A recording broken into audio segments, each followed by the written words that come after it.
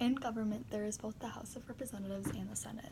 The House only requires a simple majority in order to make change happen, so 218 can vote in favor of something and it'll happen. In Senate, there's a tradition that dates back about 150 years that says you have to have 60 votes in order to make a cloture motion. If 51 people who agree on a decision, they can't force it because they're not a supermajority, they would need to pull people from the opposite party and compromise with them in order to make the change. As it says in the Washington Examiner article, in 2013, when Obama was president, Majority Leader Reid changed this rule so that for all judgeships except for the Supreme Court, you only need 51 votes. This lowered the threshold. This was the original nuclear option. The New York Times article refers to this as an unbelievable, unprecedented action.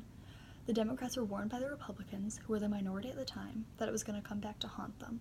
The Senate Syndrome article asserts that this is something that Reid had been trying to do for years, and 2013 is when he finally got enough support from other Democrats to vote in favor of it. However, there were Democrats that did not vote with Reid on this action. In 2016, when a Republican became president and Republicans began to control the Senate, the foreshadowing from 2013 became true. Trump nominated Gorsuch to become the Supreme Court Justice, and the Republicans and Democrats could not agree on what to do with that.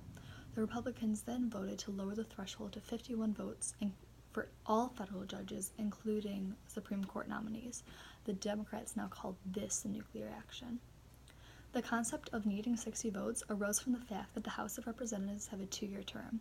The framers then created the Constitution under the idea that if something needed to be done immediately and then people didn't like what was going on, they could vote the entire House of Representatives out every 2 years and start with a clean slate if you didn't like what they were doing.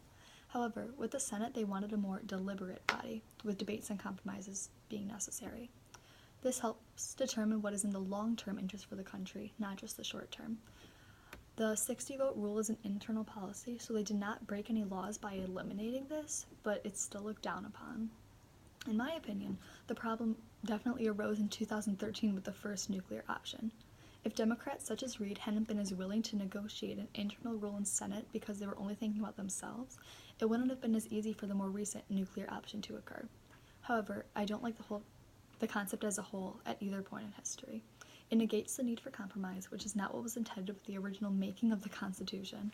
They're supposed to look out for the public's best interests, but it's instead becoming selfish, and they're making it a personal battle, just wondering how many things can we win, how many rules can we implement, and not thinking about how it affects the public as a whole.